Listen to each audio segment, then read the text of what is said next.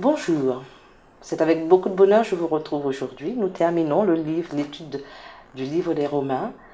Nous allons aborder 3 chapitres aujourd'hui, 14, 15 et 16. Il y a des choses très intéressantes et très actuelles. Et c'est le pasteur Bernard Souvagnac qui nous accompagne et nous sommes très heureux de l'accueillir. Bonjour Bernard. Bonjour. Alors, qu'est-ce dont tu vas nous parler aujourd'hui?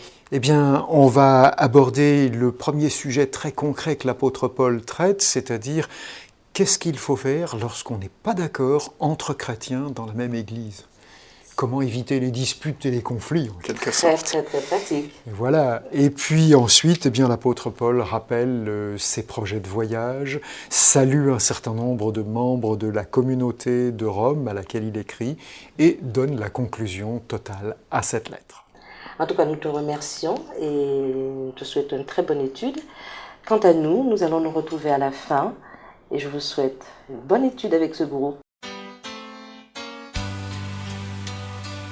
Voilà, bonjour à tous, heureux de vous retrouver Bonjour. pour un nouveau partage, toujours dans l'Épître aux Romains, et cette fois-ci pour les 3 derniers chapitres.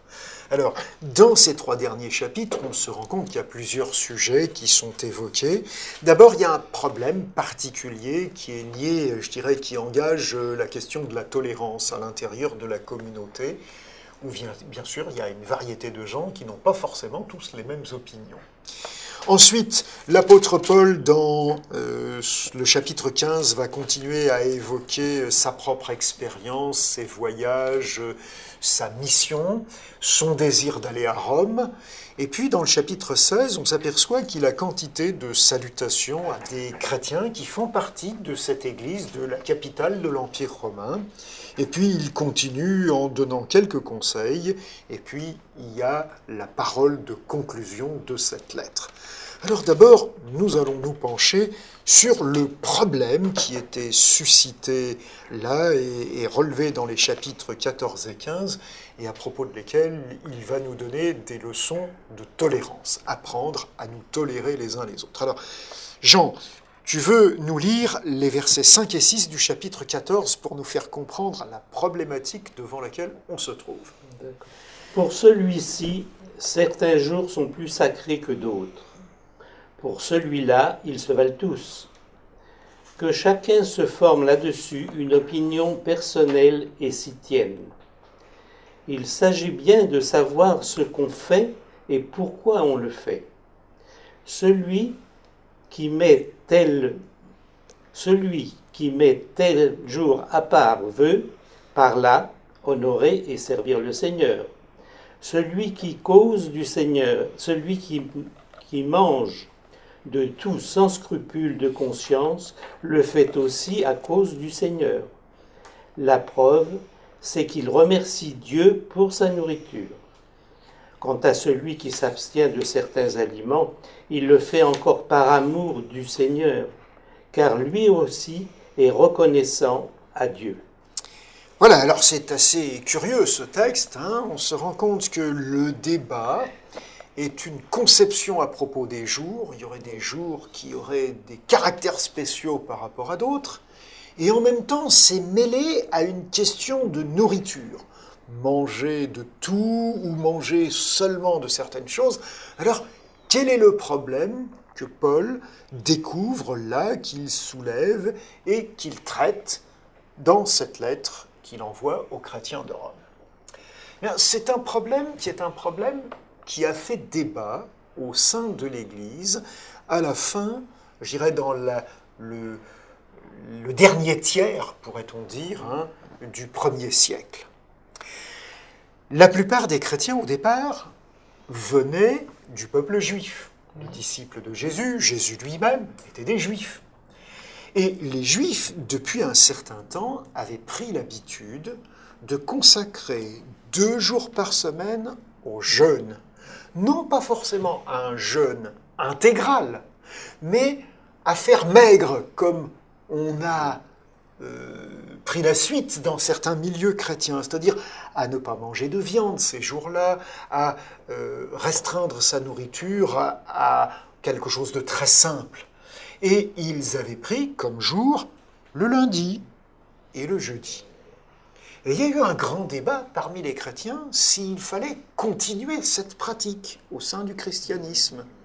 Donc les juifs devenus chrétiens se sont posé la question, est-ce qu'on va continuer cette pratique-là?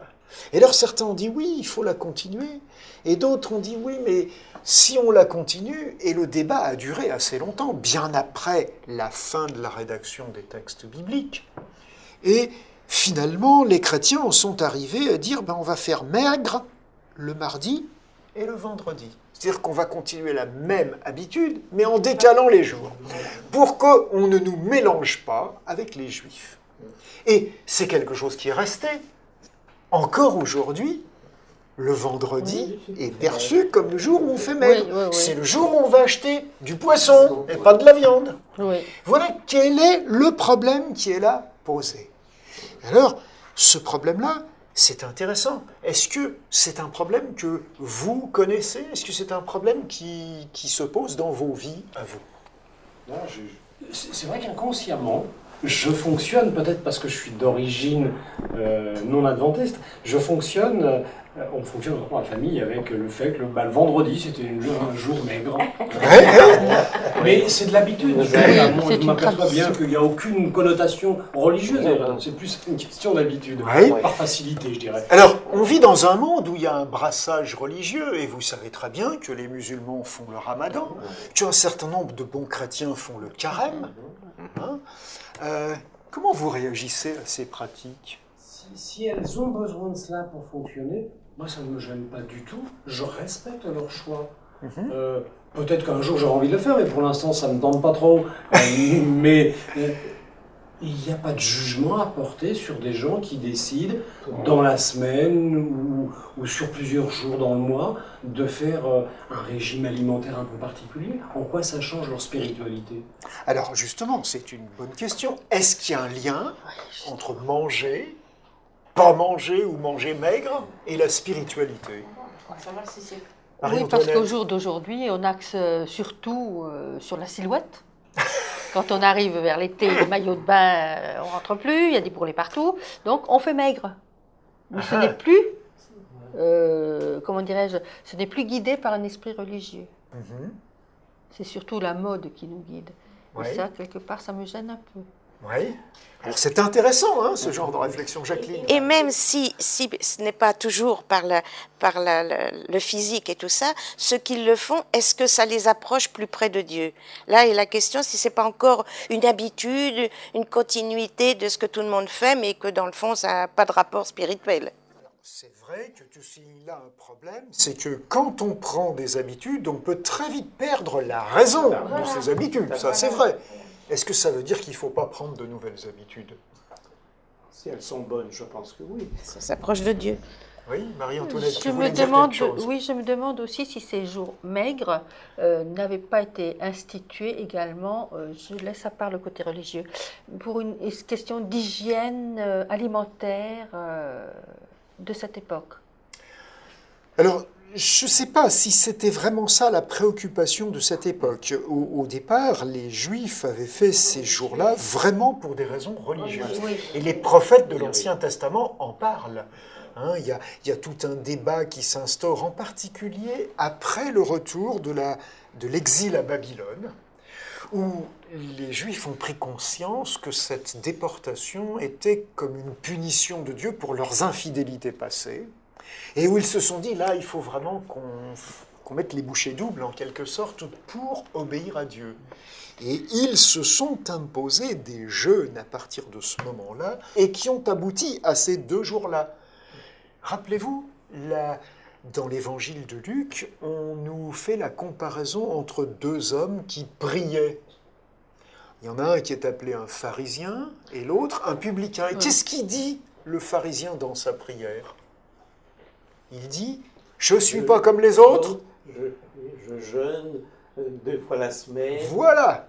Et c'est de ça dont on est en train de parler. Il était fier d'avoir cette habitude. Or, est-ce que le jeûne, c'est fait pour nous rendre fiers? Non. Ou est-ce que ça nous permet de